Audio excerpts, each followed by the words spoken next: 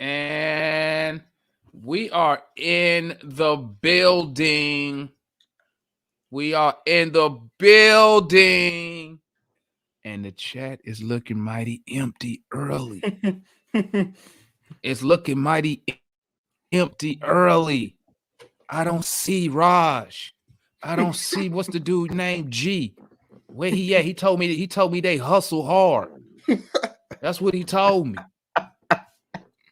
I was told by Raptors fans that the Raptors hustle real hard. I didn't see that tonight.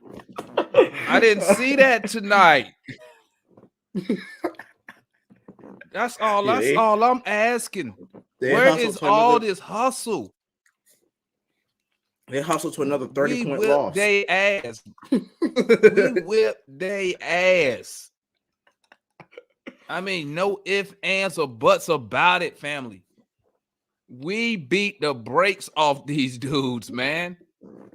Just demolished them. Oh, man. Demolished them. You hear me? We're Roger. That's what I'm... We beat the brakes off these dudes, man. I mean...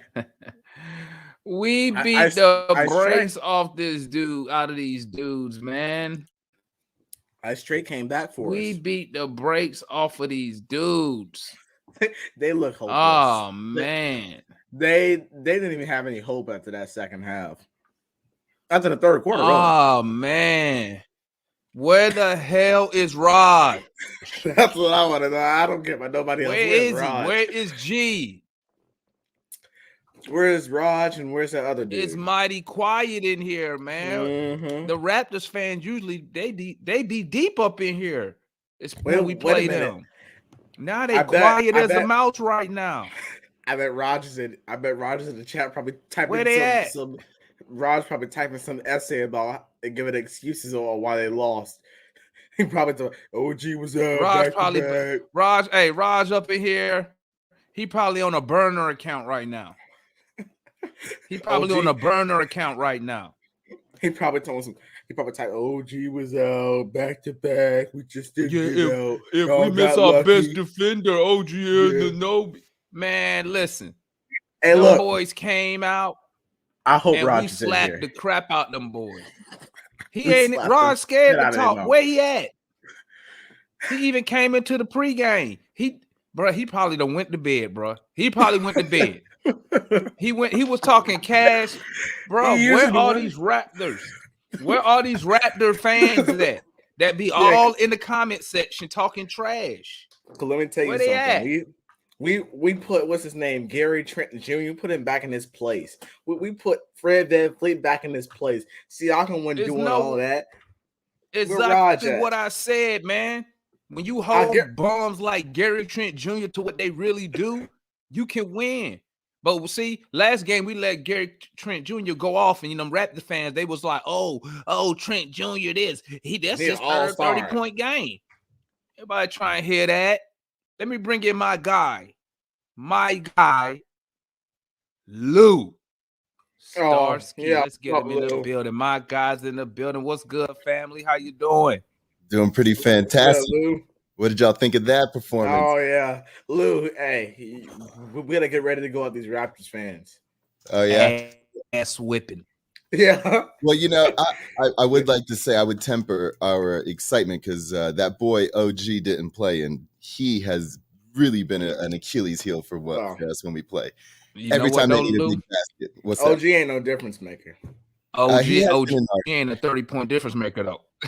Not for 30 points. Maybe if we would have won by 7 or something. Look, I said this in my post game. I said I don't want to hear no Raptors fans in my comment section telling me OG was out, OG was out. I said no. I said OG hit Raptor fans. Yeah, I said OG is probably in the corner hitting maybe one or two. Look at Dwayne. Dwayne know what's up. But yeah, and plus we had JC out, so let's not let them get it twisted. But exactly, I just OG. OG wasn't going for 40 tonight to save the day. Nah, Hey, somebody make me a shirt, man. Where is Raj? Where is he at? Where is he? Every day we stream. Every day we stream. He come in here talking cash trash, bro. Every day. He even took his time. He even took time out of his day to come and jump into the chat doing the pregame. Now he's nowhere to be found. Now he's ducking. Where's the other guy at? Where's the other guy? This other guy came in here and told me. He said the difference between the Hawks and the Raptors is we hustle. Y'all don't hustle. I didn't see no hustle tonight. And I didn't see no hustle last night. You know, remember when I got mad at Trae because he said that it's kind of demoralizing when the other team is just on fire?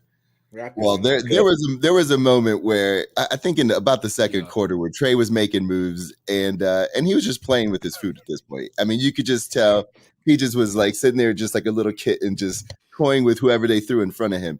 And then I saw them play. I was like, maybe that's what he's talking about because they ain't running like they usually do. Dude, listen.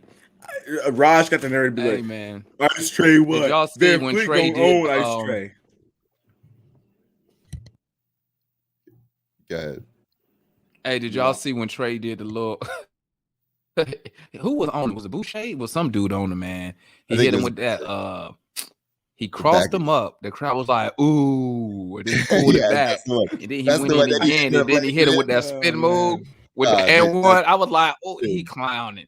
Yeah. I was like, he just clowning now, bro. Exactly. He's clowning now, man. Hey, I don't care if he clowning or not. Nope. I don't care. Bro. But you know what? If they do show up, I already got a list of excuses they're going to use in their head, or are they a list of things they're gonna say? We still ahead of y'all in the standings. Y'all had to play again. Well, you could throw this at him. What was the final score? We ended up winning by 30.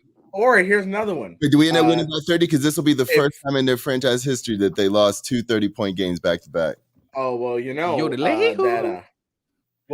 well, you know, you can also throw at them that well, if y'all are so good, then why'd y'all lose to us by 30? I mean, you lost to 2 playing teams, two 9 and 10 seeds, back-to-back nights by 30. I know Raj is gonna be a real one and show up tonight. I know he better. Is. I know Raj is not going to not show up at all.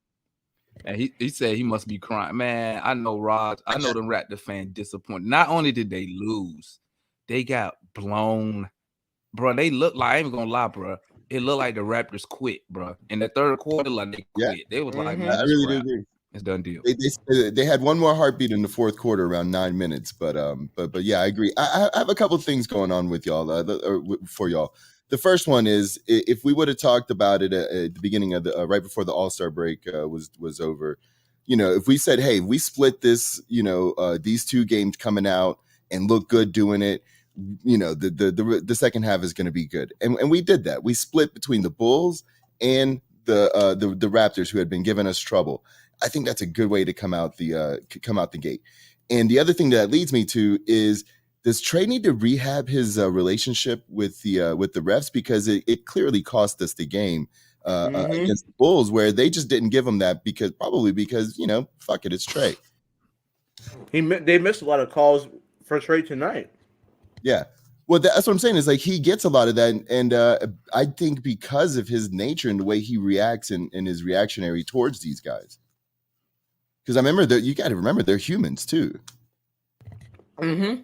I mean, but Roger Raptors did it. The referee. What law firm should we hire to rehab Trae's rehab relationship? I mean, to be honest with you, I don't want to seem like that we're just being punks or whatever, but I would be willing to have that happen because, like, there he goes. It's important. There he goes. There he goes. Well, I can respect him for saying good game. Raj doesn't think the Hawks are going to make the playoffs. A team that clearly ain't no giving. Don't give Raj no credit, bro. Don't give him no credit. He was talking cash trash. Let me say this, Raj. How many weeks now?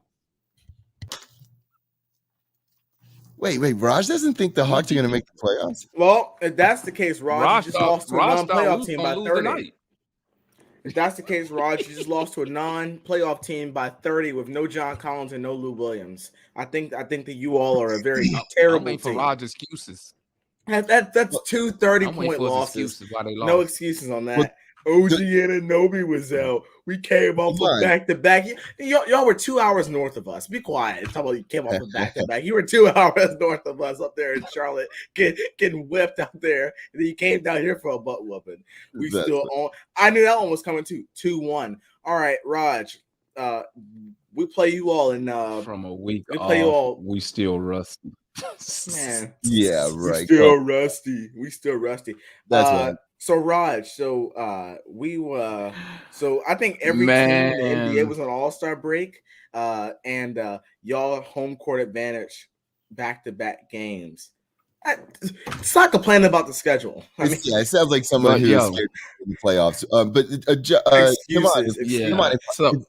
If I could pick a bone with you or have a conversation with you about something. Because you were kind of hyped up in the back end about, like, oh man, this team's looking bad, and we just lost JC. Let's look how we look, after a few games. And has his absence not shown you how good we look with a post player? Gallo's post presence has made a difference in how we function as a team. What do you now think JC's value is to this team, and should we actively look to shop him in the offseason? No, we should look to shop Clint. Okay. If I'm gonna get a post player, I'd rather get a post player. I'd rather my big be the post player. Collins can he can stretch the floor. I'm cool with this. If I can get a big that can give me that post play that Gallo gives me, then I keep Collins. And that way, guess what? Now I can get my big. We can just clear it out now for the big. You feel me? If Clint Capella had any post move, you could just stretch the whole floor out and just throw it in there, and by here you go, boom. But since we don't have that, everybody would rather move JC. But in my opinion, my post play should come from my big. I got a 7-foot I can't throw the ball to for nothing. 0 zilch. So, but I mean, bro.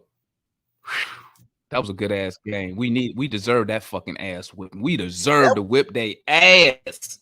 That was glad about all of that, but I am looking at my team and I'm very critical. And Hunter, what is going on with Hunter? Way too many open threes missed. Way too many. Hunter needs to stop playing offense. He needs to be the new Clint Capella. He does not need to be involved in offense. He needs to. And I think I think I solved another little issue with the Hawks is that we don't run enough plays where our shooters are catching and shooting. Like it seems like we have to pump fake a lot. It seems like we have to run better plays to get them a little more open and just fucking let it go. Because when I don't know, I feel like our team is gelling, coming together. Hunter is getting looks. He just miss them. That's what I'm saying. That's what I'm upset with him. He's not good. He's not good on offense. His shots. Okay, now I know about all that. Now, yeah, I don't know about all that. But what it is that when you're a shooting team or you're a jump shooting player, shit like this gonna happen. All he can really do is try to shoot his way out of it. But my thing is this why in the offseason he needs to work on attacking the basket so he could get in the lane, maybe get to the free throw line. You know what I'm saying? But you know how it is when you cold, like last night with Trae. When you cold, bro, you miss it all. You know what I'm saying? But he went through this earlier in the season. I think it was right before the All-Star break. He had like 3 terrible back-to-back offensive games, but then he came back. I mean, he played pretty decent tonight. Obviously, not what we would hope for at the moment, But let's see. Let's pull up his stats real quick. Let's see what he did for us. Toronto got two back-to-back deals coming up. I mean, I wanted to ask y'all. Do y'all think? Do y'all think with the schedule opening up the way it is, do you think it still would be fool's gold to try to still shoot for the 6th space, or are you comfortable now with just let's get into play-in, let's make it into the playoffs? Do you think that should be the focus and the goal of the season? The focus should be win as many games as possible, and let the chips fall as they may. And the reason I say that is because the only thing we can control is winning the game. For us to get to the 6th seed, we need other teams to lose. So let's not focus on getting help from other teams. We just need to handle our business. And I just want to get in the playoffs. I don't care if it's a play-in. And we like I tell people, we put ourselves in that position. So, I mean, in this position that we in now by tricking off the first half of the season. So, I mean, my goal, if I'm the coach, focus on winning the games, especially these 11 games that we have coming up against under 500 teams. You know what I'm saying? So, I mean, I'm not worried about the 6. I just want to make the playoffs, period, because you know how the saying go. Anything can happen in the playoffs. You just got to make it there. You feel me? Yeah, and all the other top 5, top 6 teams are still all really good. So I mean, that first round playoff is going to be a hard series in the East. The East is back, baby. Well, hey, it's our fault. We don't have nobody to blame but ourselves. If you let Ray's dad tell it, or if you let Trae Young's dad tell it. We have nobody to blame but ourselves. But if I'm the coach, we make it in the playoffs. I don't care what seed we are. If I'm Nate McMillan, you know what I'm doing in the locker room?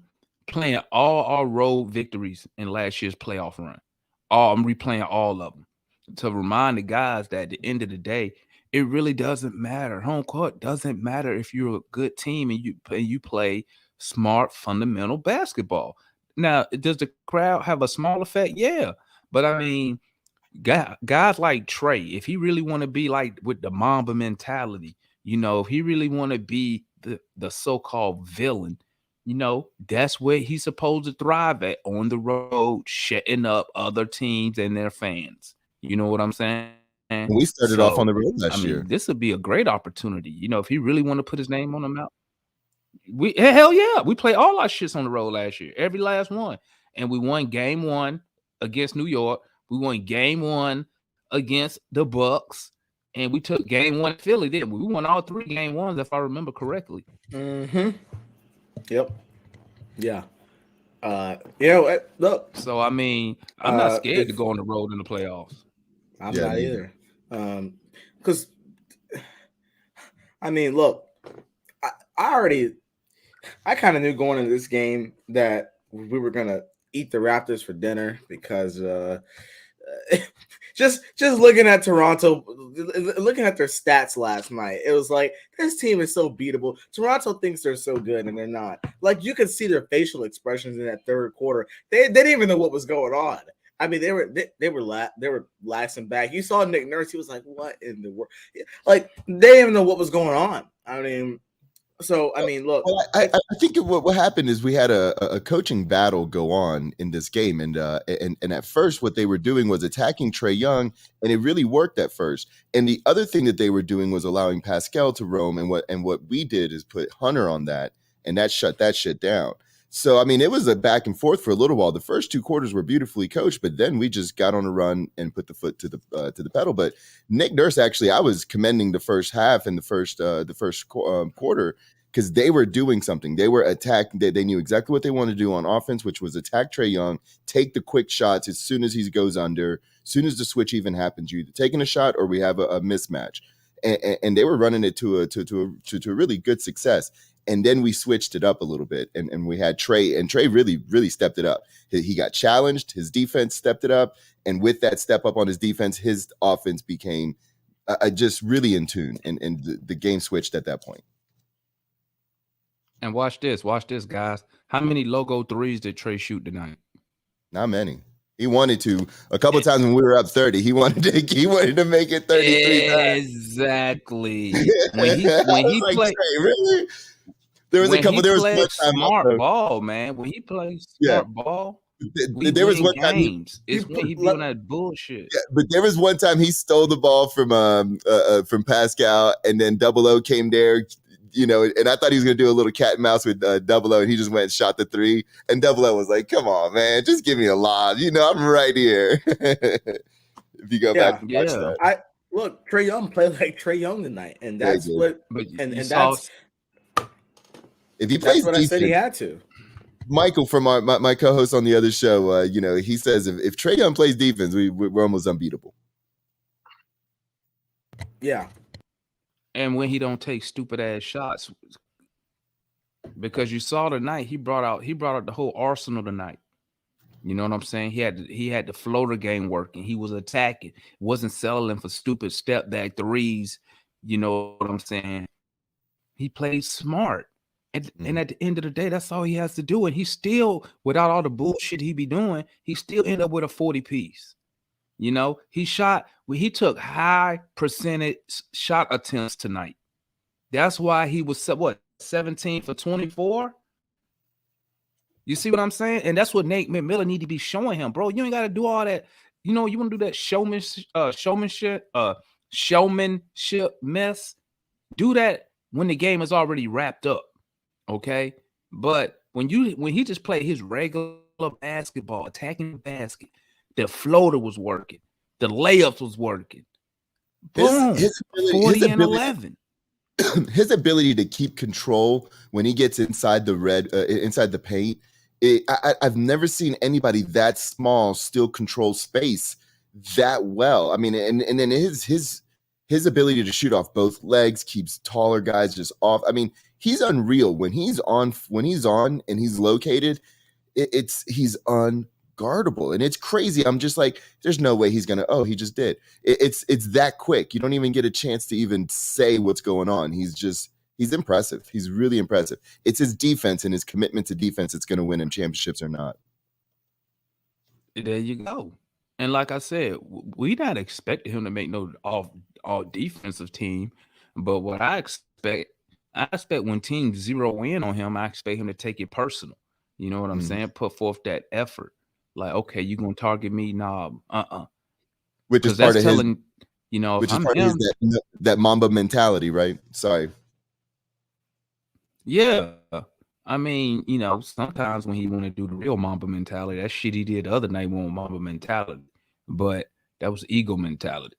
But when he played his game is attacking the basket. Listen, they already know he can shoot the three, man. So he already got the defense on their toes. That's why he can get to the lane. That's why I don't understand. Why does he stop attack? Man, I will be attacking all day until they stopped it. Like, I'd be like, you gonna stop me from attacking the basket. And then as soon as they drop off on you, pop, fire the three. You know what I'm saying? So how do you I have a question like y'all. That, bro, we are unstoppable. I have a random ass question. How do you feel about coach's decision to just never challenge or listen to players for the challenge when it's not late in the game? There was a time where I think it was a foul on Trae Young where he clearly didn't foul, and Trae was like, let's ring it up. And it's never even a discussion. It's like he just has like a policy, almost like he does with like the rookies where they don't play. It's like a policy. I don't care if it's right or wrong, just go out there and play the game. How do y'all feel about that? Yeah, well, go ahead. Well, I think his all only thing that happens is when they be like challenging, all he do is his staff rerun the video in the back. That's all they do. And then they let him know, man, that shit foul. Or they'd be like, hey, they're not going to overturn it. But, I mean, I'm not a big fan of using challenges. I'm saving all my shit to the fourth quarter, point blank, period. Because that's where you're going to need it. Because you only get one, which I never understood. Even if you get it right, you only get one a game. So, save that shit to the fourth quarter. And if you don't need it, that's good. But I'm not calling nothing early. I'm not calling nothing in the first half. I ain't challenging shit in the first half. Point blank. I can tell you that right now. It's worthless. Yeah, it's useless. Because then you come in that fourth quarter and then say you got JC Collins or whoever out there playing on 5 fouls and they call some bullshit. Then you want to have that challenge in your pocket. Or, you know, the game is close. We up one, down one, whatever. And you need that challenge because you feel that the ball went out on the other team. You know, you don't want to use a challenge in the first half and you can't do shit in the fourth quarter but watch and hope the refs do a replay. You know what I'm saying? So, right. You know, now, if you could win a challenge and still keep it, then that's different. I think you can, right? Like in the first quarter, if you win the challenge, you still maintain a challenge. I gotta go double check. Don't get me lying. That's my understanding. Don't get me lying. I gotta go double check. But hopefully the people in the internet can help us out with that. If y'all know. And that was a good ass win, man. That was a good ass win. I needed it. Yeah. So the roller coaster system. But you know what I hate, man. You know what I hate, bro.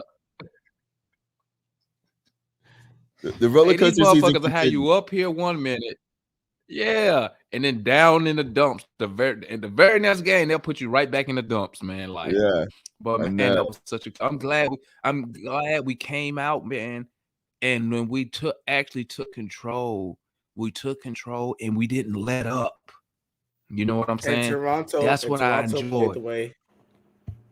And Toronto played the way that they was out there hustling. They was out there hustling. That's what the boy told me. They hustled. Yeah, they were out there hustling. They played so soft tonight. They look like a bunch of good guys. Yeah. And then you got Raj. I was like, y'all are gonna go on a straight losses. Can't even type. And I can see the whine and crying and disappointment. Y'all look like y'all wanted to draft Jaden Ivey tonight. So if you want to, make sure that you continue to play hard and continue to hustle. Because I don't want to hear nothing else. Did they ever say what was wrong with Hunter last night? I think he had the shit. You talking about on Thursday? DeAndre. I think he had the Bulls when he went out the game. Yeah, he probably had some bad seafood out in Chicago. Damn. Probably did. Probably blew a hole. Yeah.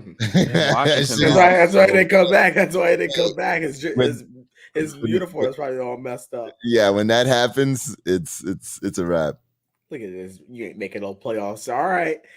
Look at Toronto's schedule. Y'all talk about Toronto making the playoffs. Toronto's not making the playoffs. I'm looking over here, man. They were supposed to be good last year and they didn't make the playoffs. Like, so that must have been Toronto was a top 5 right team. They suck. And then we were in Tampa. Tampa don't prevent you from making the ball go in the hole. Yeah, so we are equally shitting the bed with expectations, but at least we have a chance now with 20 games left to turn the season around, which we are, and we're starting to play Atlanta Hawks basketball. Clint Capella looked fresh, rebounding, laying the ball in. I don't know how. Every time it's like an adventure when he grabs the ball. I'm like, oh no, I just peek like this. I just go, oh, Clint got the ball. But no, like he's been on fire. We played our ass off. We played our ass off today, man. We held them. Yep. And that's what I said it in pregame, man. I said keep them below their average of 3. We held them to 31% from 3. And then I said hold them to 44% or below from the field. We held them to 40% from the field. You know what I'm saying? They could not contain us. We shot 58% from the field. Yeah. Trent didn't do shit. Trent didn't do shit. We out rebounded them. You know, Scotty Barnes is gonna be a force in this league. He looks NBA ready already. Yeah, he's gonna be a problem. He looked good, but we were able to contain him. Like I said, Precious Achiuwa is a bad OG. What's that? I said Scotty B had 6 points. Yeah, we held him in check, you know, but even when he doesn't score, he just does so many things right as far as like where he sets up his picks, where he does passes, rebound. He's good. He's good. Hey, I didn't even see when Gallo pulled a chair from under him. Hell yeah! You see when Gallo pulled a chair from under. That was beautiful. I've done that so many old times. School vet move. Yeah, that shit was so nice. Oh man, this is that our run. See, that was in the middle of our run. We needed this win. Yeah, I feel like a weight just got lifted off my shoulders from that bullshit last night, man. This team just plays with my emotions, though, man. I just don't know how I feel about that. It's just last game, I was like, oh, we let that slip away. And I'm over here like a battered wife, like, it's okay. It's okay. You know, like, and now this month, I'm like, yeah, get him. Let's do it. I think we got this. I mean, we look like world beaters at times. I mean, that's the problem. We look like world beaters at times. And I think that's what we have to temper is that, we got to get there to where we are world beaters instead of just looking like them. Yep, and because we show flashes of it. You know what I'm saying? We show flashes, and we can't, for some reason, we can't carry it over. You know what I'm saying? Over a long period of time. We had a couple of little lapses in the first half, like toward the end of the first quarter. We had a lapse where they came back and took the lead, but we didn't fold. And like I tell people, I understand, teams make runs, but we didn't let it get out of control. They went on a run. They was up like 8. We kept it within reason, and then we made our run. And bro, we put our foot on the gas, and we did not let up on the gas, baby. Hey, can we have HBCU night every night, because that crowd was hyped for a random Saturday. I mean, they were into it. Was it HBCU night tonight? It seemed that probably way. Got in for free. Who knows? But yeah, that it was HBCU night tonight. Yeah, yeah, it was they definitely. Got in. Hey, I'd have been turned up too. Yeah. No, but they were turned up. I mean, like I said, the crowd was just great. And you could tell, like, when they were making the run from when they dropped it from 30 to 20, the crowd was dead silent. So they were really into it from our side. And I just love when the energy is like that in our where it's, where the crowd is an indicator. Hey, Lou, are you in Atlanta? No, actually, I moved out of Atlanta. I'm actually in Denver, downtown Denver. Probably a smart move, how Atlanta can be. But have you been to a game this season? I went to the Atlanta, to the game here when we played the Nuggets. Oh my God, that was a yeah, it was. But I mean, like, I saw what I needed to see, and we played a really good team on the road after like a bunch of really hard games. I mean, that was a rough stretch when we were in the middle of playing like almost everybody in the West, it seemed like. So I thought it was good. I definitely didn't bet on that game. yeah. I mean, that was that road trip we had to go on early in the season. That we was getting our ass waxed. Yeah. Road trip. I've been only on one game on that road trip too. Yeah, it was rough. Yeah, but I think that was a setup. I was hoping. I agree. The league has been not nice. The league and the refs. Yeah, they need to do something with these refs though, man, because Trae is not getting to the line like he should, and especially watching that Philly game last night, how Harden and Embiid had 20 free throws in the first half. Like, that's ridiculous. That's pure T ridiculous. Meanwhile, Trae Young be getting fouled and hacked, and I'm surprised they gave him the and one while you're playing. I'm surprised they gave him that. And the refs against us aren't just like bad. It's like they're playing with the players' emotions. It looks like these are plays that are really volatile. Like where they react in such a way where it's visceral, and it's crazy. Like how the refs are really kind of just like, yeah, that's how much power we have. That's when they're running back down after making a shitty call. That's how they're running. It's like, yeah, we can do that. Yeah, and I don't even know why they should be just be telling the refs, don't speak to the fucking players, bro. If you ain't discussing the call, because I mean, I agree. Like, my bad. Go ahead. No, go ahead, analyst. Oh, I was just gonna say because I don't know if you remember after the Lakers game, Trae Young said that Tony Brothers was saying like, "Oh, you don't know how long I've been repping this league, young buck," or something like that. Yeah. And Trae Young said something back, and he got attacked for something. I mean, and then he was like, "I don't care how long you've been ref." And he was, "I don't care how long you've been in the league." Tony Brothers, Tony Brothers, and Scott Foster, all those guys never liked us. You see them, you might as well count a bad officiating night. But I mean, all the officials are bad. I mean, they don't call the game really in our favor. Well, they just don't call it fair. I think that's the issue. I feel real good, man. I feel real good, bro. Like, that was a service. Bro, we need.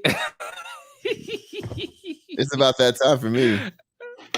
You know it is, dog. You know it. Hey, as soon as I get off of here, you know what you know where I'm gonna be at. But Putting on your space helmet. Yeah, going to Mars, man, you know, but bro, I feel like a weight got lifted. Man, let me tell you something, Lou. Let me tell you something.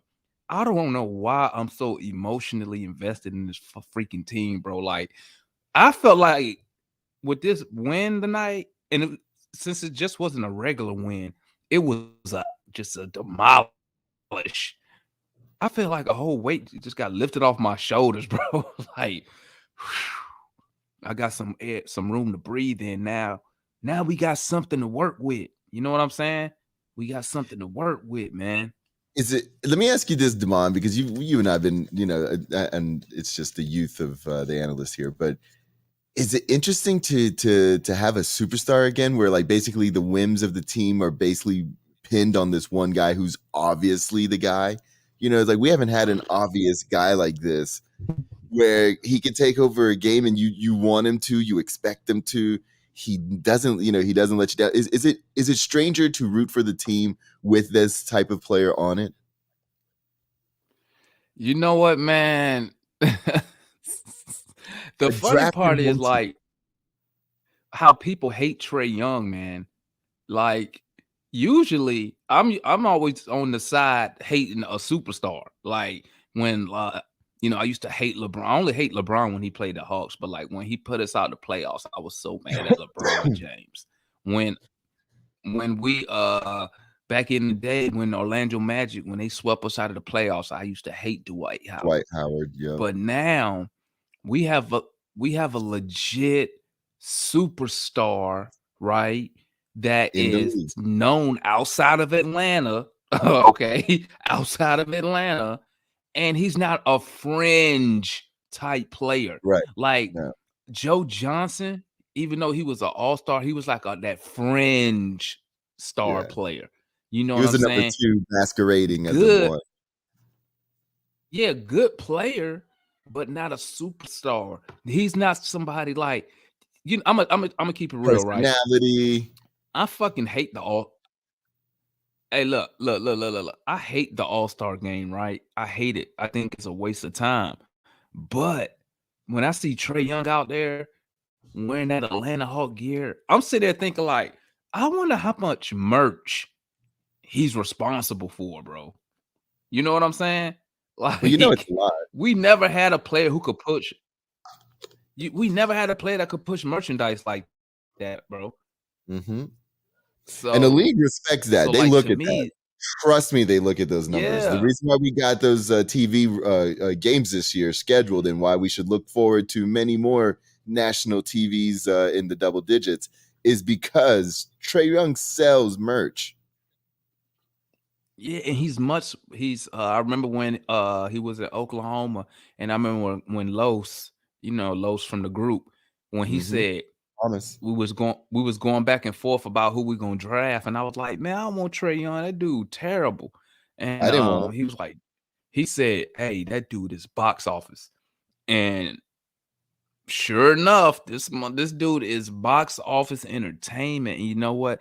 It's funny because a lot of our younger Hawk fans, see, they don't remember the times when our best player was a Joe Johnson, when our best player was when our point guard used to skip down the court. Remember Mike Bibby? He was so old he had to skip down the court. You know what I'm saying? Yeah. Years and years of wasted freaking draft picks. Hey, but I love me some Mike Bibby. I ain't gonna lie, dude.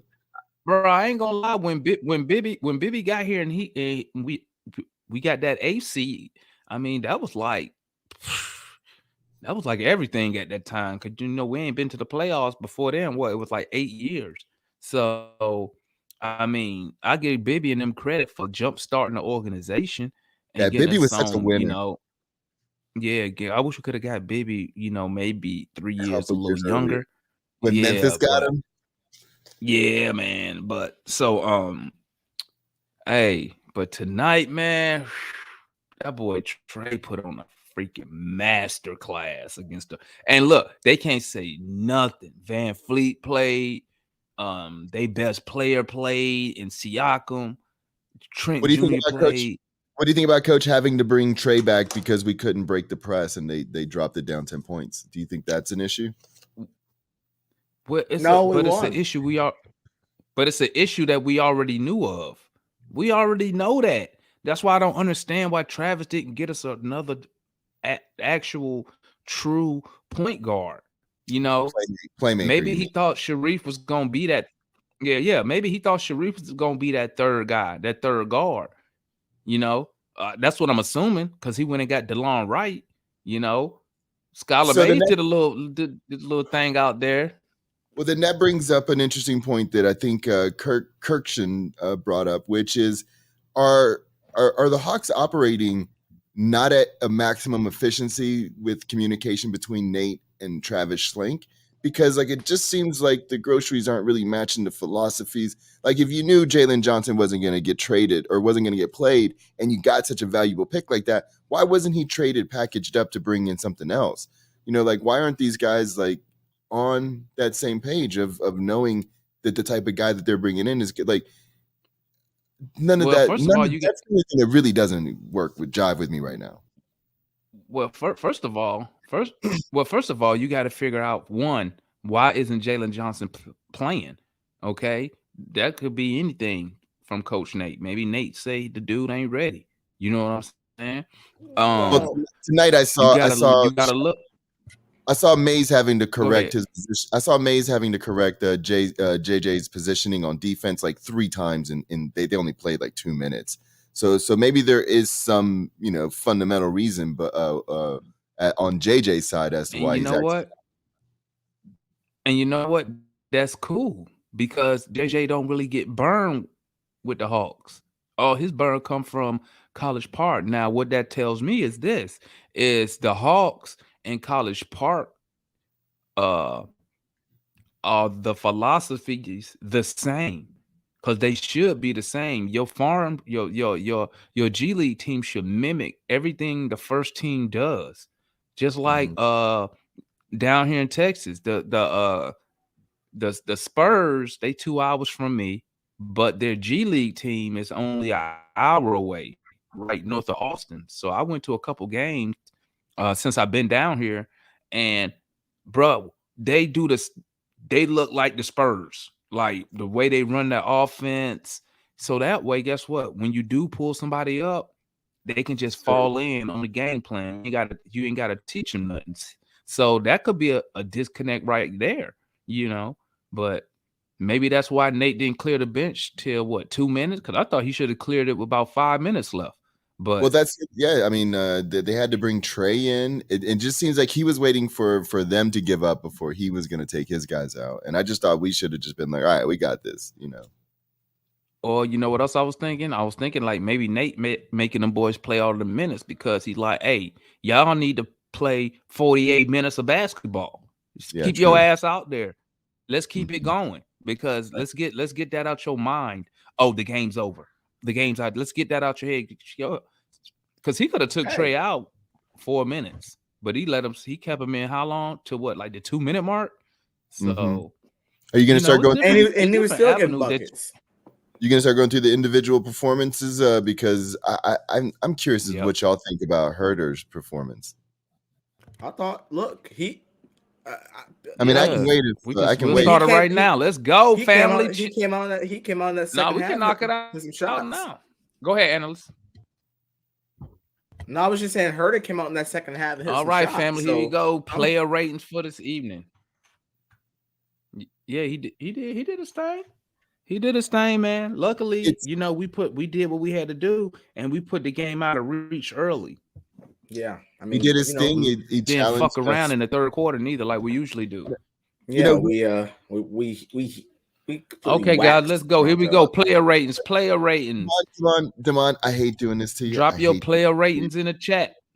Hold on, I hate doing this to you, but real quick, how do you feel about Tristan Thompson and Thaddeus Young? Those players that would have been really nice on this Hawk squad, not even being able to get gotten.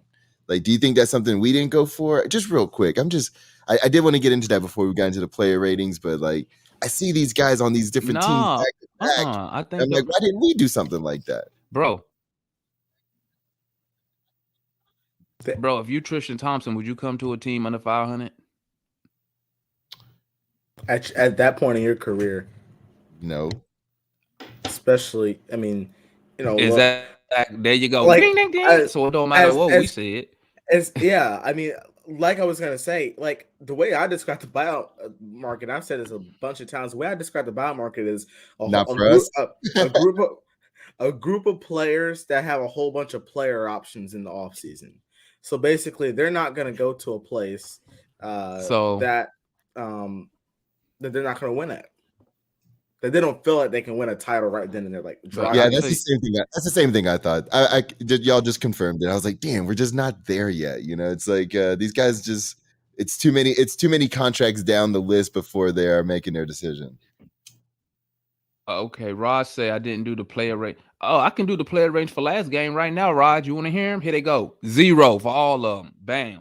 Player ratings done for that last game. That's not true. That's not true. Gallo got a 10. Because I was ready to get on here and just talk about you see, Demond. I told you all we need is a back to the basket. When Trae's off, we could just still win the games. I told you. But nope. Last minute, refs got us. Trae Gallo went off. Bogey looked good. The basket. Herter and fucking Trae got a 0. JC gets a 0. Hunter gets a 0 because those guys just weren't available. And damn that. I'm tired of that. Yeah, Hunter. Trae get a -1. Hunter probably had a bit of too much deep dish pizza. I hope probably caught up with him. He had something. You know, when I first let's do these player ratings though, family. Let's do it. Well, we just went through the Bulls one. That's what player ratings out the way. The Bulls. Yeah. Okay. Here we go, guys. Player ratings for tonight's game. Y'all know how we do it. We rate them players 1 through 10. Drop your rating in the chat. We starting off with DeAndre Hunter. Played 38 minutes. Gave you 14 points, 4 rebounds, 4 assists. He was 4 for 11 from the field, but he was 2 for 4 from 3. So that's 50% from 3. That's like what? 37% from the field. And he had 1 turnover. What y'all giving him? Okay, DJ gave him a 6. What y'all got, family? I'm gonna go with like a 5 because if I'm not mistaken, he missed a couple of free throws as well. I'm holding him to a high standard. That game was good, but that was a bad game. I want to look back at this and be like, that was a bad game by DeAndre Hunter's standard. 4 for 11 is bad efficiency. He missed bunnies when we needed to put points on the board. His defense, got him basically all 5 of his points. He finally did hit a couple of open shots, but he's just missing too many open shots where if he wants to be the man, if he wants to get paid, then he's got to hit that shot. He's got to become that guy. I will give him a 6. The only reason I'm giving him a 6, and you know how hard I am on Trae, is because I thought that this was one of his better defensive games. I thought he did a pretty solid job on Siakam. He really did. But I can't stand when he gets the ball in the offensive end. The turnovers, man, turnovers and the missed shots tonight. I can't look past that. If he makes a couple more shots and he makes his free throws, I'll maybe give him an 8. But he's getting a 6 from me tonight because I just feel like that his offense is not there. And don't get it wrong. Defense is more important than offense, but offense is important too. So you just can't, ignore offense because that's how you put points on the board. So Trae gets a 6 from me tonight. Solid job on defense, but not enough on the offensive end tonight. All righty, next player up, Gallinari. Played 30 minutes. Gallo gave you 3 points, 5 rebounds, did he? 3 assists. Yep, 1 for 9 from the field, 1 for 6 from the 3. He had 0 turnovers. What are y'all rating Gallinari tonight? I give Gallinari, give him a 4. He was terrible tonight.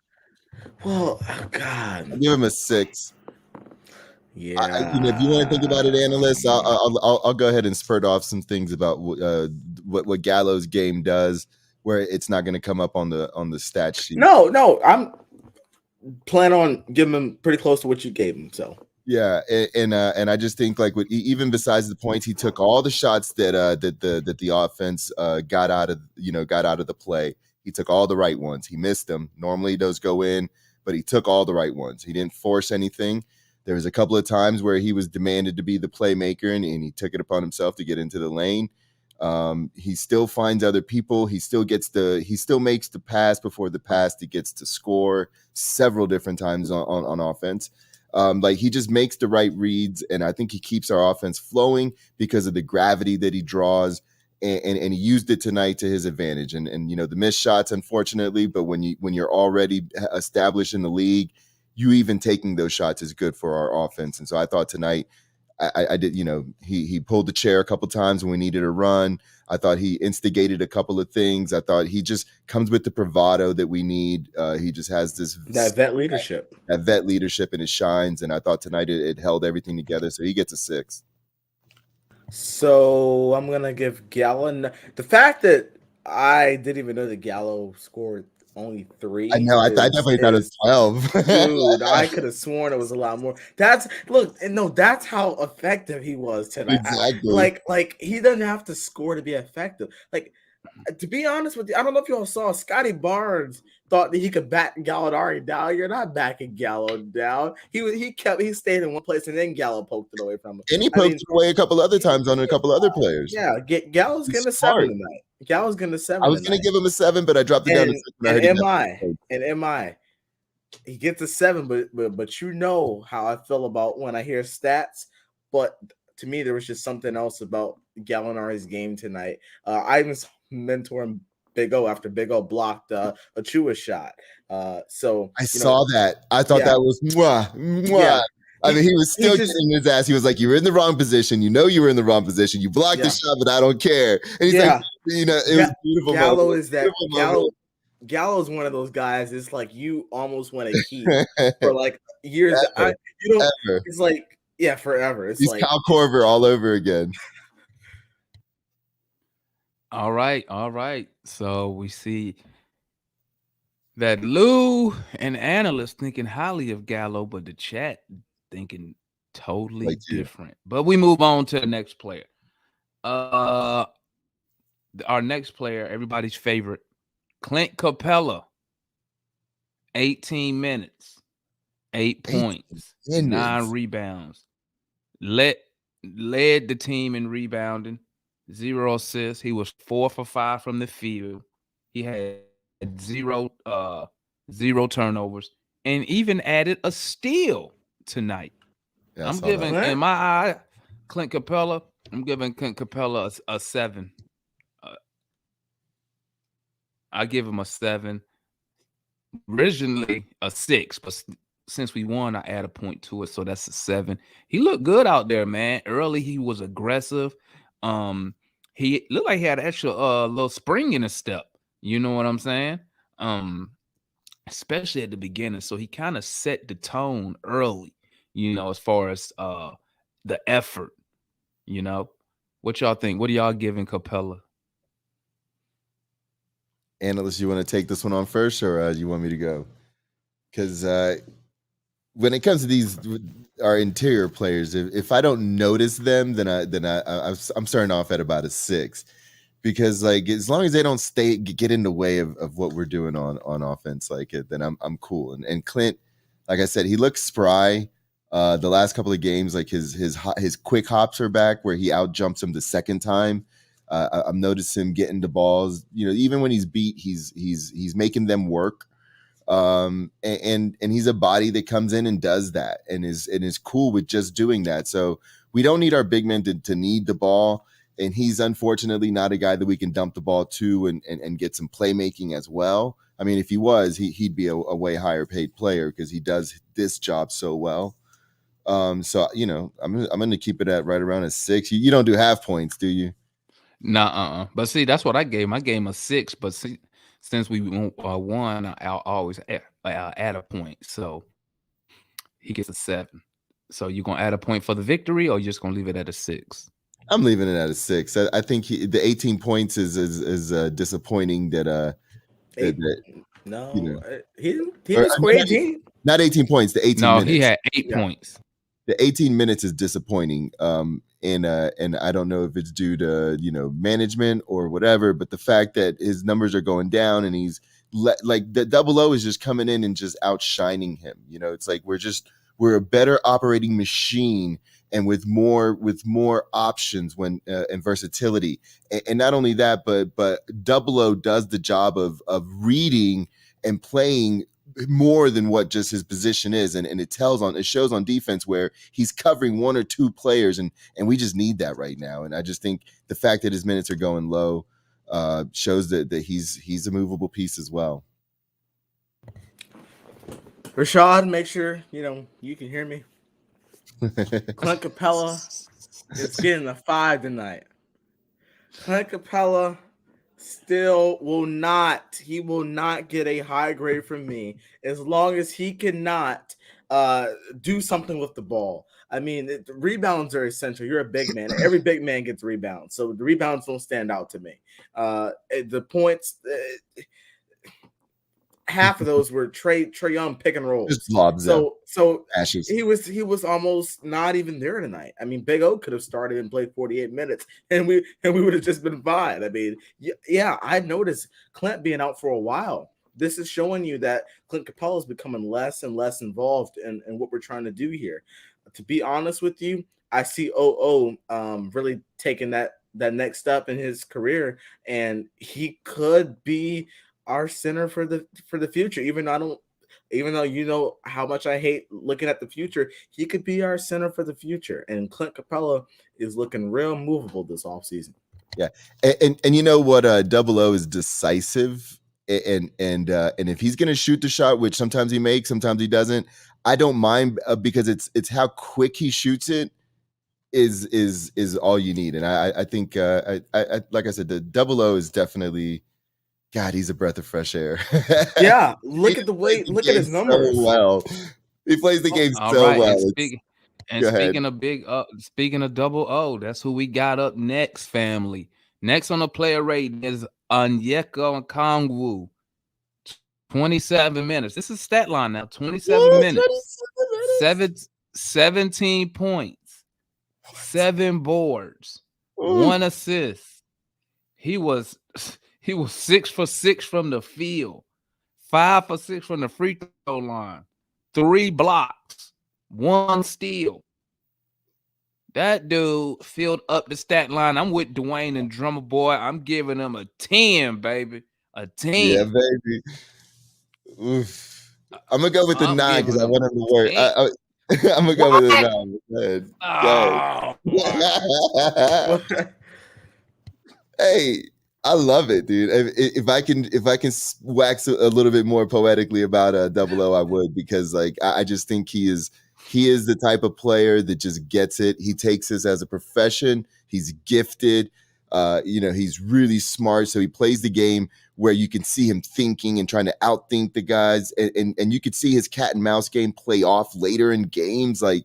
Where he's been going under and then he does something different where the guy like is thrown off and misses the shot. I mean, it's just, if you like watching the little shit, he's the guy. Big O is getting a 10. What you got, analyst? 10. 10. 10. 10. 10. I love DJ say, DJ say give him a 17. God dang. Wait a minute. I'm gonna tell you, Big O started. I think it was him being in the game. I had to get adjusted to seeing him for that long because Big O was starting to frustrate me when on some plays like the Gallinari play where Christian Chuk kind of went around and I was like, whoa, Yanka, let's stay with your guy. Especially as another big man. But overall, he played well. I mean, the 3 blocks should talk about his defense. And people say, well, Clint Capella has those games sometimes, but you still need the Clint. If you throw it down to Big O, he's scoring the ball. He's going back. He's just I'm telling you guys, Big O is going to be something special. He's going to be something special. And Trae, I put it in the chat, man. He had 3 blocks. I really want to see a efficient, established Trae and O pick and roll. I really want to see that. That is going to be something that is going to be something that is great. It's just going to be music. It is just, man. I can't. Double O does something really, really awesome, which is he can challenge the shot without fouling. That is, and he had to learn that because he used to be Mr. Whistle and stuff. He used to foul every time. Like, God, oh yeah, because remember he used to pick up like three early fouls, and Nate had to go put Clint back in. But right. he has learned. He's learned, and really, I think he's really learned from Lou and Gallo. I won't even say he learned from. Yeah, Clint me too. He has a nice relationship with Lou. How much burn did he get in the playoffs last year? I'm trying to blank. Played some big minutes against some good guys. He didn't really get real minutes until to the Philly series. Yeah, he didn't really play that. He didn't play impactful minutes against the Knicks.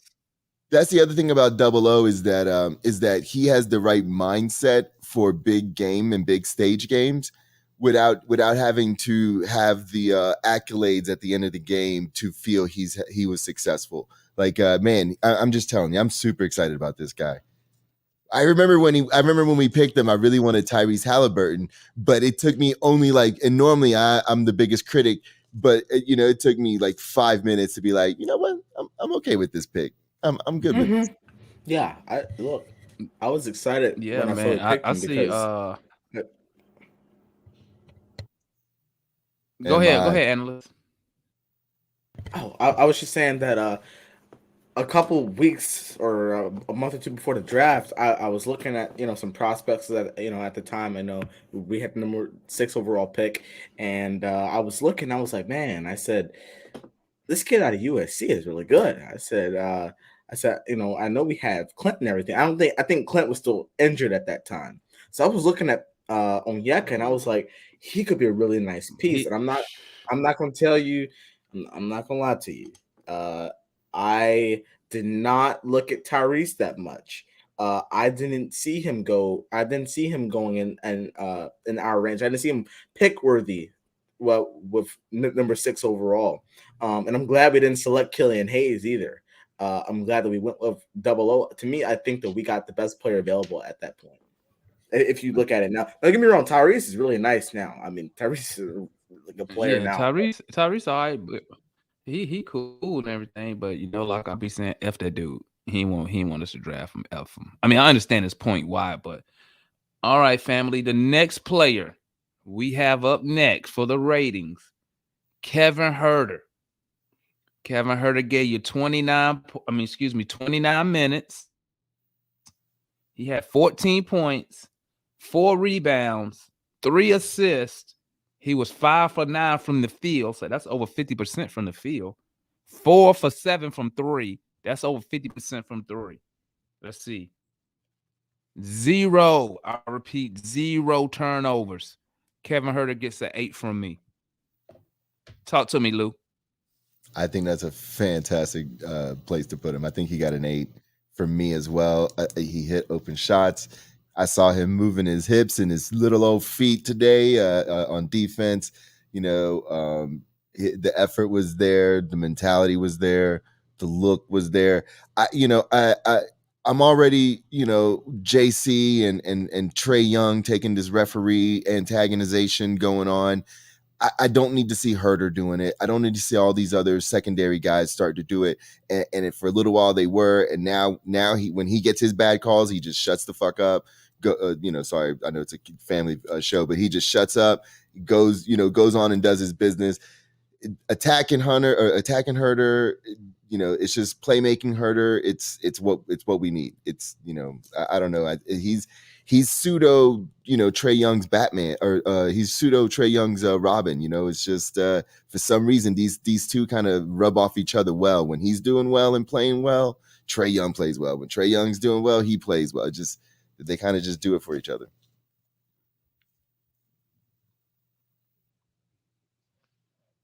Analyst 8 as well. Okay, I'm gonna go with I'm gonna give her a 9, and I feel like 9 could be a stretch, But I feel like for the minutes that he played, the role that he played tonight, he didn't play in the role that we need to rely on him. And I think that he played perfectly. He helped us get out on that third quarter run. He hit a couple threes. He was able to score. I thought that I saw possessions where he was forcing the turnovers. He was being a pest on defense. And then he didn't turn the ball over tonight, which is almost guaranteed for Herter. Mm-hmm. So I feel like I feel like that really, I feel like that set him apart from me tonight. Because, Herter was kind of funky the past few games, but I felt like he really played. Even though he only had 14 points, he didn't take that many attempts.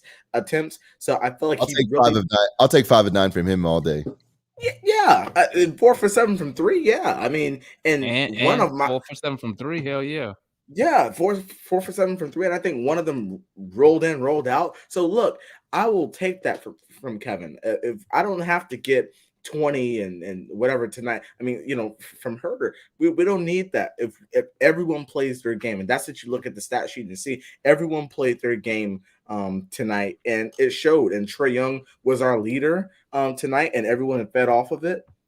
And the ship rolled well against a Toronto team that has a lot of soul searching to do after seeing them facial expressions on the court in that third quarter. I don't know if y'all saw it. People say I'm overreacting. Y'all, they looked. I don't know if you were listening to Bali Sports Southeast with Dominique and Bob, but they noticed it too. Them face, boy, yeah, they look like they wanted to go home. Hey, speaking of Kevin, I don't know if he's going to get on the. They gave up, bro. Yeah, for sure. But I don't know if Kevin Knox is going to get on the player rating board. But Kevin Knox getting put in these little times, I like it. It's like, okay. But I would love to have seen Cam. I wish Cam would have just accepted his role. What an asshole. Anyways, go. Yeah. All right, guys. And then we got our last player, and then we're going to have the coaches, and then we're going to have the bench.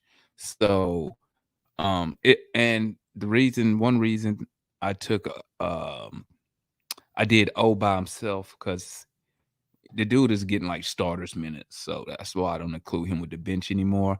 But the next player we got up, the one and only Bogey Bogdanovic. Bogey played 29 minutes, 14 points, 6 rebounds, 2 assists, 5 for 11 from the field, which is what? That's about 47%, if I had to guess off the top of my head, which is not bad for a jump shooter. 2 for 6 from the 3, so he didn't shoot that too well. That's about 30-some percent. That's right. Some of those were already up. Yeah, 2 steals, 3 turnovers. What we giving Bogey? I give Bogey a 7, man. I give him a 7. What you got on that, analyst? What you gonna give him? I'll give Bogey an 8.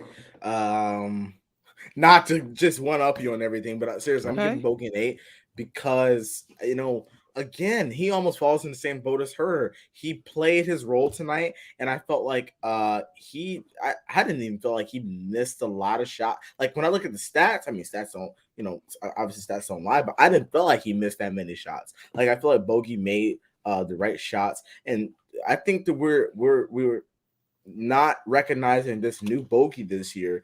That Bogey is just not a catch and shoot shooter this year. He's showing us that he can slowly become a playmaker. It takes a while for you to become a playmaker because that's where the turnovers come in. But he's slowly showing that he can become a playmaker and another threat in the pick and roll. Not him dunking it, but him initiating the pick and roll. Like I've seen a couple times where he'll find Big O. So I think that Bogey is showing us that he can get to the basket. He can take a mid-range shot. I really like what I saw from Bogey. He's going to 8. Nothing higher than that because I would like to see him shoot a little bit better when you look at the stats. But I feel like he played the way he needed to play tonight for us to get a win. And I like wins. I could not. What you got there, Mr. Lou Starski? I could not agree with that more. I was going to give him an 8 as well. I mean, the thing is like Bogey's the type of guys like if he's the other mini Trae Young attitude wise, where like he's not scared to take the big shot, and the shot that's going to end the run, the shot that's going to, prolong the run, the shot that's going to be a dagger and then go, it's bogey. And he's starting to do those plays again. And there was a couple of times where we needed to stop the bleeding. He was able to hit a big three. So it wasn't his productivity or efficiency tonight, but it was the shots that he did make. There was a couple of times where he drove it, took contact, laid it in, made sure we scored and made hard plays. Like analyst said, he found a couple of players. I thought he would have had more assists than just the two, but the rebounds were big from the guard position. I'm starting to see that, he isn't the best defender, but the effort's there, and so it's just like he's just okay. But I would say an 8 because he took the big shots. He took he made a couple of big shots. He provides that extra layer of cover for the attitude that Trae's going to rock with. And I think like his sharp shooting when he's on and is like a dagger for us. I love it. And I thought he took those shots. I want to say this one thing real quick to what you were saying about Bogey on defense. Yes, you're right. He's not the best defender, but I would argue he's not the best perimeter defender because most of his defense is he's having to guard the perimeter guys. If you ever notice when guys take Bogey down to the lane, it's pretty tough to score on him. They usually kick it out on him. Yeah, they usually kick it out because his hands are up and it's pretty hard to score on him. But like Bogey, he from the 3-point line, he usually sags back a little bit and then you find him jumping. But he's pretty good when teams try to go down the lane on him. They have to either kick it back out or they have to take a really tough shot and they usually miss it. Like even the mid range, he's pretty tough on that. He'll contest it and then sometimes they'll make it, sometimes they won't. But perimeter defender, not good. But I have seen tremendous improvement from last season in the paint with his defense.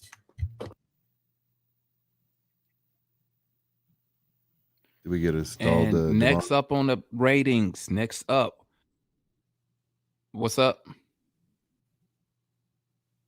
No, but I will. You kind of look like you kind of look like Talib Kweli. I don't know if people watch that show, but kind of look like a little. And you got when you hide behind the mic, you look like Talib Kweli.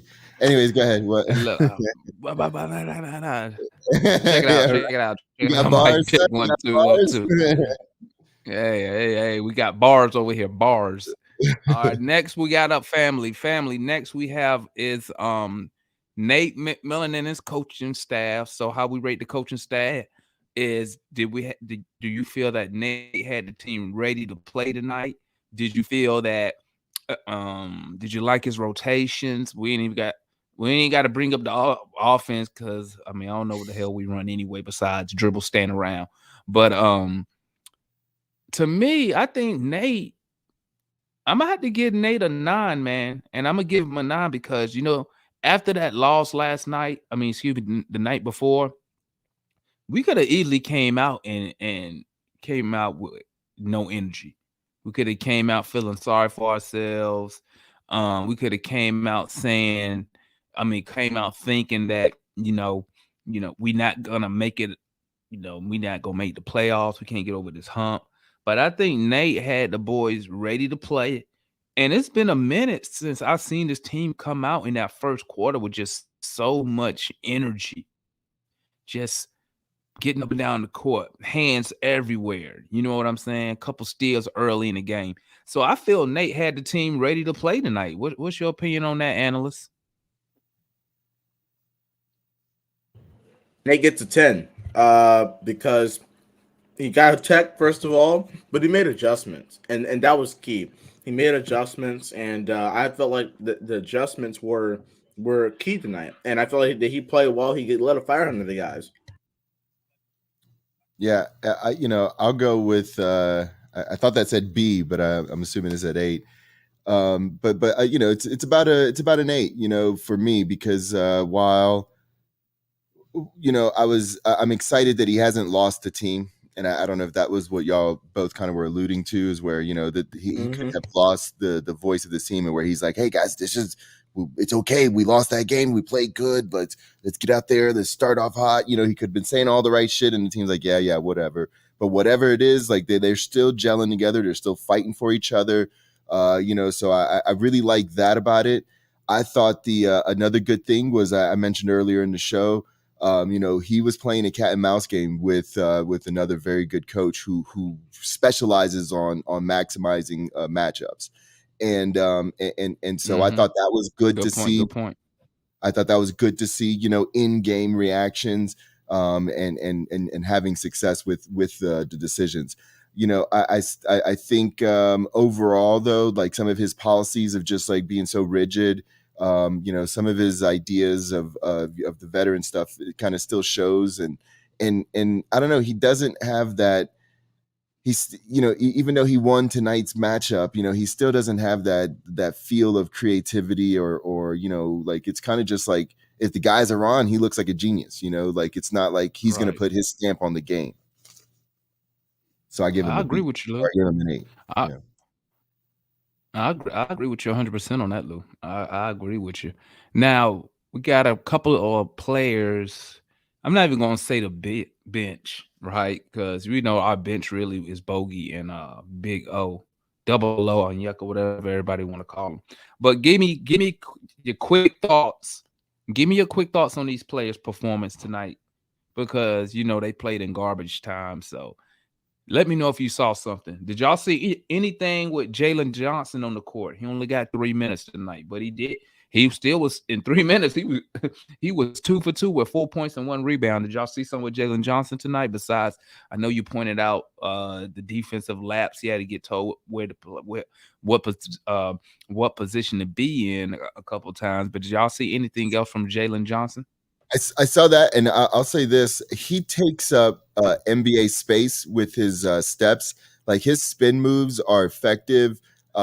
He's going to be able to get shots off.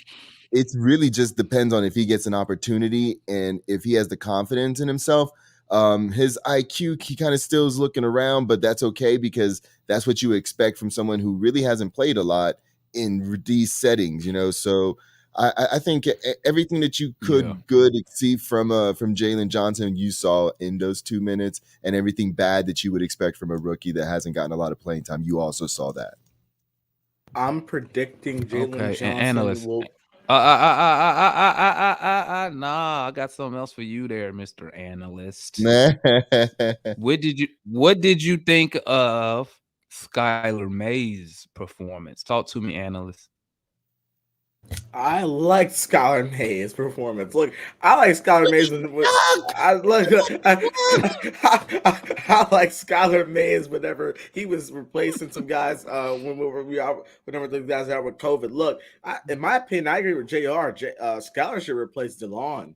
I'm passionate about that. No, don't do that. Don't do that, Lou. What does DeLon give you that Skylar Mays can't? Skylar Mays can give you far more in scoring. You look, what can DeLon give you more than Skylar Mays? I don't know. I've never even thought about it, man. I'm gonna have to think about it because my initial was like, nah, that's silly. But yeah, I guess you're right. I like Skylar Mays too. Look, maybe if Chauncey was here, he would say that he's light skinned. I guess the only thing that dude, Skylar. Hey, but Skylar, I will say this. No, go ahead, Analyst.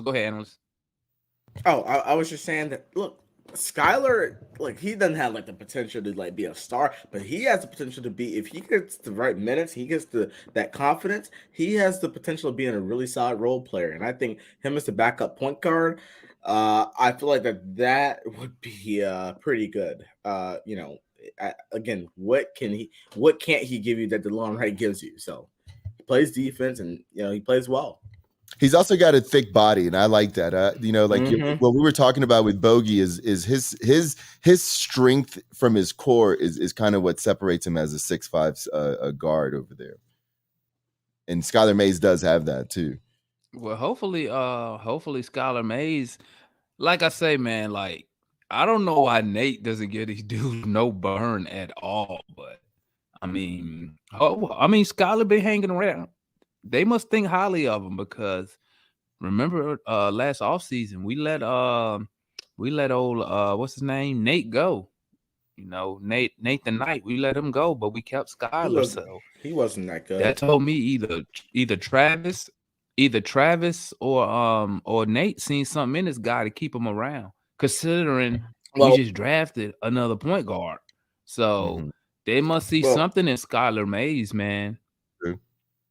Yeah, I was gonna say. Well, I think the reason why we let him go is because we felt like whoever we could get at the 20th pick at the time was probably gonna take up that two-way contract, because you gotta think you have, I think, two ways. Skylar is one of them, and I think Jalen Johnson's gonna get a two-way contract this year. If he's already on Jalen Johnson he got a guaranteed first round pick, get guaranteed money. First round, yeah, they get money. Then Sharif could get a first round pick guaranteed. Can I bring up something? The play-in for the East has the potential to be Toronto versus Brooklyn, and the Hawks versus Boston.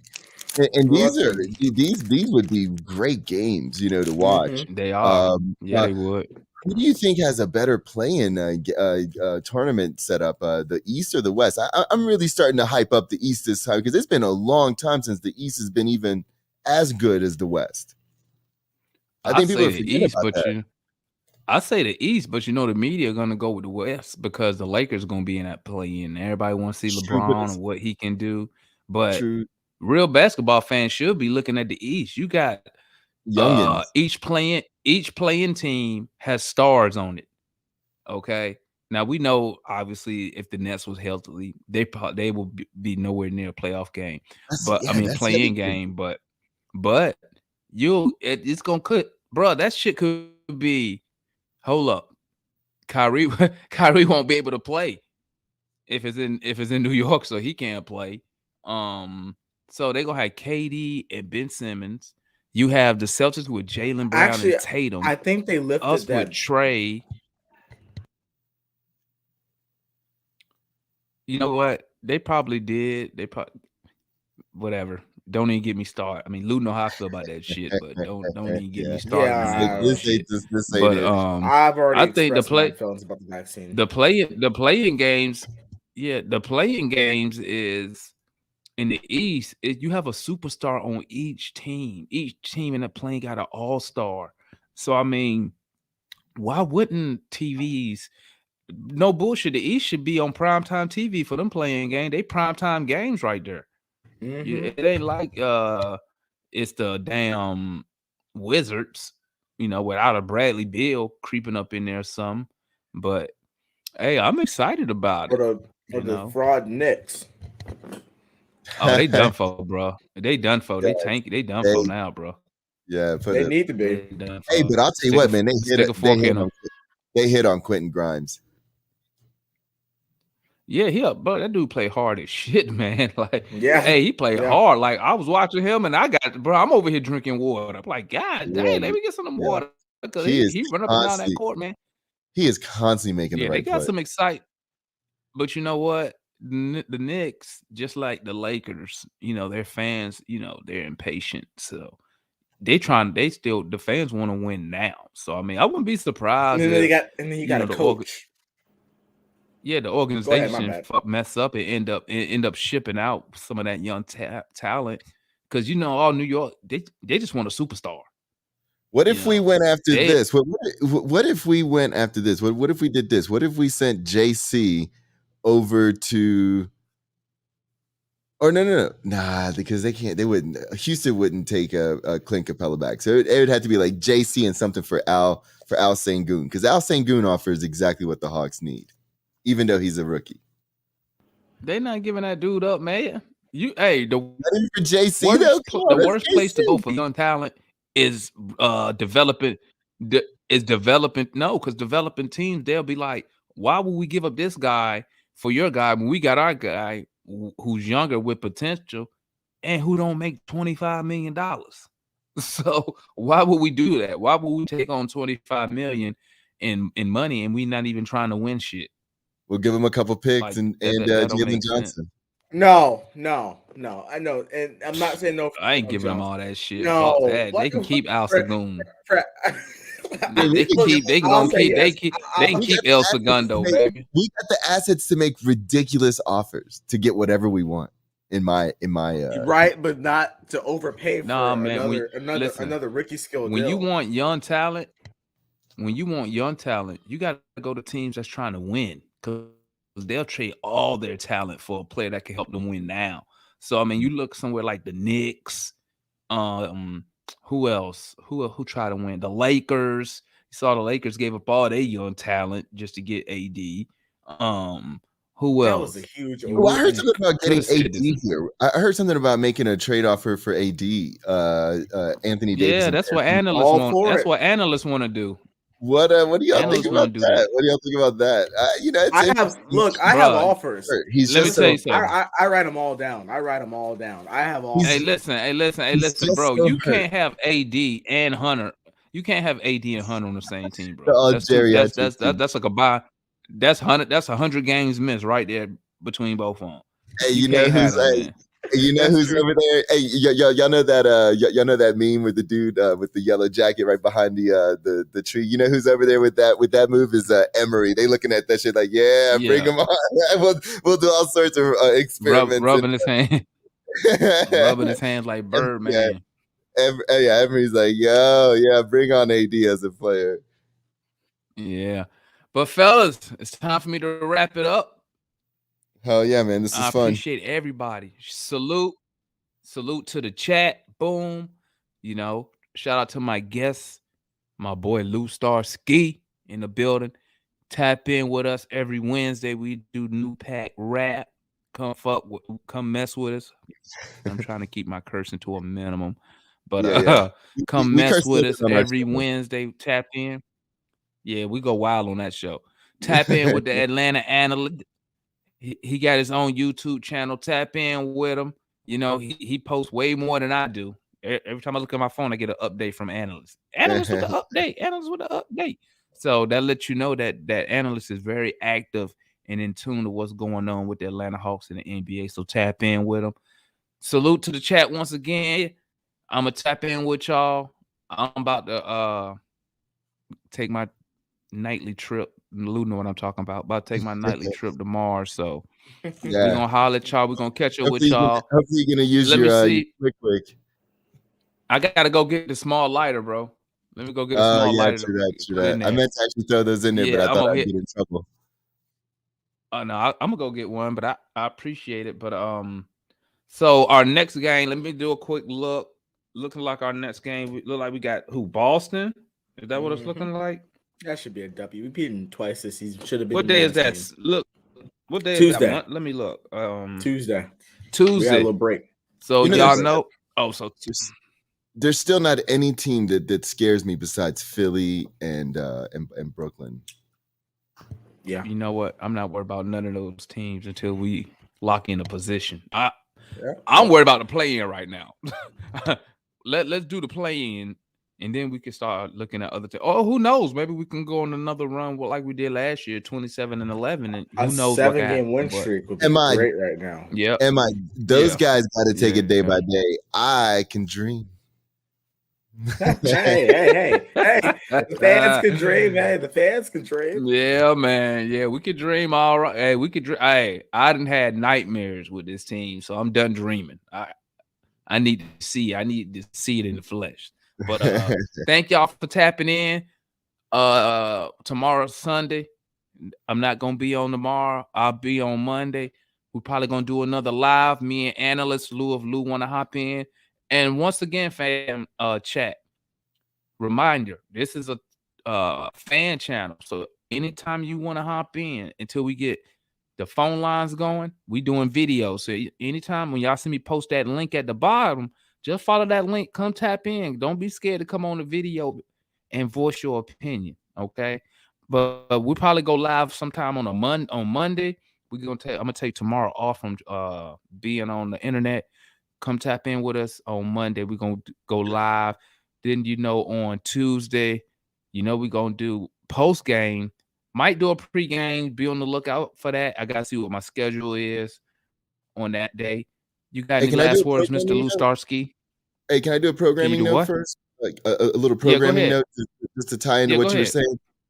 If you want to use the link to come, even if you do use the link, you can still just do your audio, do a false name, and no video, and you can talk all the shit behind your coward black screen all you want. We'll still take you on, right? Yeah, but hey, we not turning down nobody who want to come voice their opinion. You want to come up here, voice your opinion? Come on up here. You got any last words there, Mr. Analyst? Raj ain't coming up here. You got any last words, Analyst? Yeah, I want to see Raj come on. I want to see. Well, no last words. Scared, bro. Great W. Like I said, I guaranteed it yesterday. Great W. If you could send me Lou's Twitter, that'd be great. But great win. We waxed Toronto tonight, So and Trae Young was being Trae Young tonight. So yeah, very great night overall. Played well. When I stop the live, just stay on. All right. Salute to y'all, man. We catch y'all ASAP. We